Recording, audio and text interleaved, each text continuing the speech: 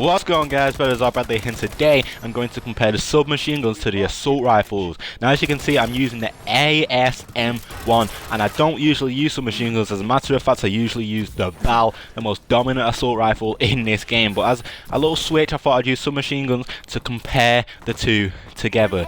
Not just the BAL, and I know the assault rifle is basically just the BAL, but the assault rifles versus the submachine guns. Now, as we all know, the BAL is a complete and utter beast. Now, the BAL is a beast, but you know, I thought I'd give submachine guns a try and let you guys know what weapon you should be using, whether you should be using the assault rifles or whether you should be using the submachine guns. So I hope this video gives you a little bit of insight as to what weapon you should be using when you're playing Call of Duty Advanced Warfare, trying to rank up as fast as possible.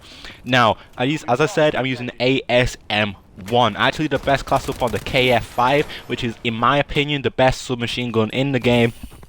And it also had a little bit of a boost. I'm not sure if the ASM-1 had a boost, but the KF5 definitely did. And the first 5 bullets actually have better damage than the rest of the clip. But if you guys missed that best class setup, it will be linked to the description. Go check out, because if you're wanting to use a submachine gun, in my opinion, I suggest you guys to use that one, because it is one of the best ones. Make sure you guys copy that class.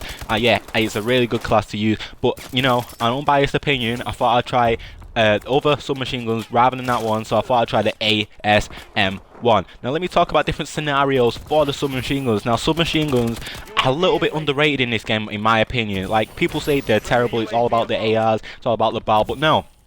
In my opinion, I feel like submachine guns can actually do some work, you know. As you can see in this video, I'm actually getting some pretty alright kills. I'm not doing as good as I would do with the BAL, but in my opinion, I'm doing alright, you know. With this submachine gun, you can get some nice kills with it if you know how to use it. Now, close quarter combat, I would say, with this submachine gun, guys, you'd think you'd have to play a lot faster with the submachine gun to get these kills, but no.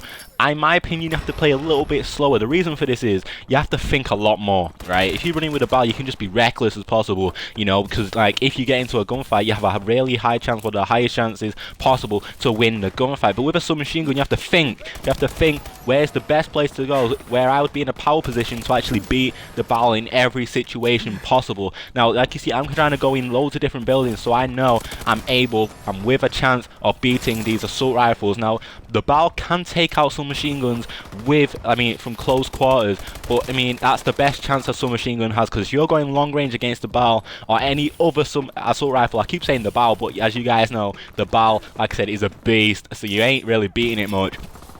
But the best opportunity of beating it, I'd be in close quarters, guys, because again, if you're at long range with this weapon right now, or any submachine gun against the BAL, you are not winning. I feel like submachine guns have a lot more recoil, especially at longer ranges, and also the damage decreases a lot from longer ranges with a submachine gun. And ARs, that's where the prime is at with the ARs, so you ain't beating it from longer ranges.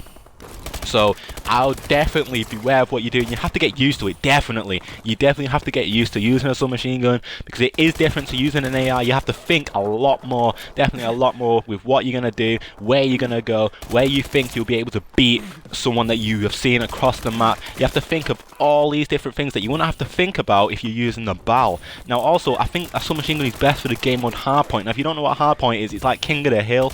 The hill rotates every 60 seconds to a different place on the map, a different location on the map. So basically, everyone on the map is going to be focusing on that one circle, that one little area on the map. So if you're using a submachine gun, you're going to be at the best chance of getting these kills, because if you know how to use it, that's right anyway, if you know how to use it, you will be, because you're going to be at close quarter combat in this little circle, this little area where everyone is trying to go to get points.